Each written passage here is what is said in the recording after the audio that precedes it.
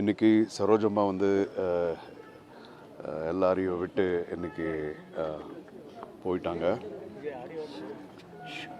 அவங்கள வந்து கண்ணெடுத்து பைங்கிளி அப்படின்னு சொல்லி அவ்வளோ அன்பாக தமிழ்நாட்டில் எல்லாம் கூப்பிட்டுருந்தாங்க. அதான் இதுக்கு முன்னாடி நான் சொல்லிட்டு இருந்தேன். அதே மாதிரி இது வந்து ஒரு ரேர் காம்பினேஷனு. இவ்வளோ ஒரு நல்ல மனசு உள்ளவங்க, அப்புறம் நல்ல ஒரு நடிகை, அவங்களுக்குள்ளே இருந்த அந்த ஒரு இன்னோசன்ஸ் போகவே இல்லை, கடைசி வரைக்கும் போகலை. அப்படிப்பட்ட ஒரு மிகப்பெரிய ஒரு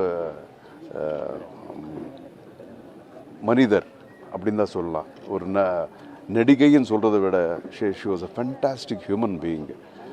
எவ்வளோ பெரிய பெரிய நடிகர்கள் கூட இங்கே கன்னடத்தில் ராஜ்குமார் சார் கூட நடிச்சிருக்காங்க, அங்கே சிவாஜி சார் கூட நடிச்சிருக்காங்க, எம்ஜிஆர் சார் கூட நடிச்சிருக்காங்க, என்டி ராமராவ் சார்கிட்ட நடிச்சிருக்காங்க, நாகேஸ்வரராவ், யார் நீங்கள் சொல்லுங்கள், எல்லாம் இருக்கிற ஒரு பஞ்சபாஷா தாரா அப்படின்னு சொல்கிறாங்களே, அந்த மாதிரி அந்த அம்மா அவ்வளோ பண்ணாலும் அவ்வளோ எளிமையாக இருந்தாங்க. வாழ்க்கையில் வந்து அவ்வளோ எளிமை ஃபுல்லாக. அவங்களுக்கு பேசும்போது ஒரு கொஞ்சம் கூட நான் இப்படிப்பட்ட ஒரு நடிகை அப்படிங்கிறத கொஞ்சம் கூட எங்கேயும் அது காட்டிக்கிறது கிடையாது. அவங்க இருந்ததே அப்படி, அவங்களுடைய இந்த வாழ்நாளில் அவங்க இருந்ததே அப்படி.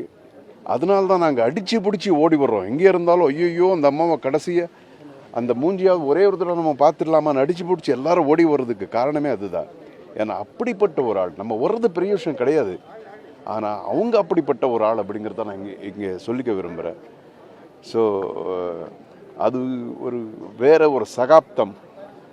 அந்த மாதிரி மறுபடியும் பிறக்க மாட்டாங்க. அவங்க பெரிய நடிகைன்னு சொல்கிறத விட ஒரு பெரிய மனிதர் அப்படிங்கிறது தான் இங்கே நம்ம உணரணும். ஸோ இந்த ஒரு இந்த பெயினை வந்து தாங்கிக்கிற சக்தி அவங்க கடவுள் வந்து அவங்களுடைய ஃபேமிலி கொடுக்கணும் அப்படிங்கிறத நான் வேண்டிக்கிறேன். ஏங்க அதுதான் நான் சொன்னேன்ல, கண்ணு தானே நிச்சயமாக பண்ணியிருப்பாங்க, 100% பண்ணியிருப்பாங்க அவங்க. ஏன்னா அவங்க அப்படிப்பட்ட ஒரு கேரக்டர். அப்படி தான் அவங்களுக்கு கொடுக்கறது தான் தெரியும்.